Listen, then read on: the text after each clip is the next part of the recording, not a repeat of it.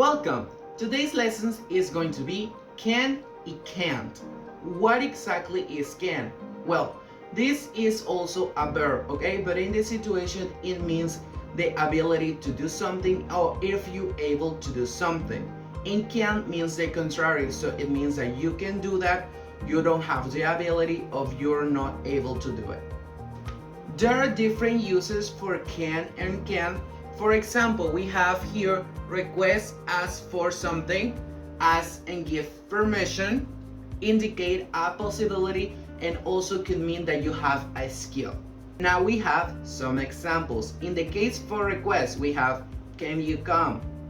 In the example for give permission, you can go, maybe to a party. And then for possibility, he can only be your friend. And then lastly, a skill. She can drive. She has the ability to drive. Now, let's see the structure for can in affirmative, negative, and interrogative way to ask questions. First, we have the affirmative. This is pretty simple. We have our formula here that says we have our subject, can, and then a verb in infinitive. And examples that we have, she eats a lot. She can eat a lot. And the other one, she can study now. Now, for the negative way, to mean that you can do something, we have the subject, can, and then we have also our verb in infinitive. For example, we have she can live here anymore, and the other one, they can work. And lastly, we have the interrogative way, 4 ways to ask questions if you have the ability to do something, okay? First, we have can, then we have our subject, and lastly, our verb in infinitive. As you can see here, we have the verb in infinitive in all 3 forms to the structure of can, okay?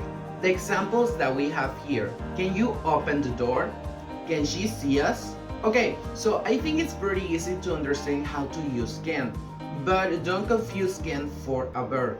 Can is like an auxiliary and then we have our main verb in the sentence, so be very careful with this. Now, it's time for a fun activity. As you can see here, we have a little box in brown with some verbs that you're going to use. Then we have some images and also some sentences. The sentences, as you can see here, have numbers. So you're going to follow the number with the image that it matches. And you are going to be very careful with the smiley face or the sad face that is beside the sentence. So that's going to tell you if you're going to use can or can, okay? And remember to add the verb to. I'm going to give you a few seconds for you to complete this exercise, and I'll see you in a bit.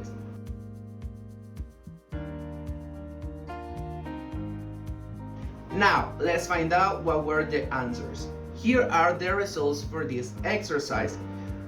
Be very careful with what you have written. Check out if you have them all correct. If not, check out what happened exactly if you confuse a number or just the sentence or if you have written wrong, okay?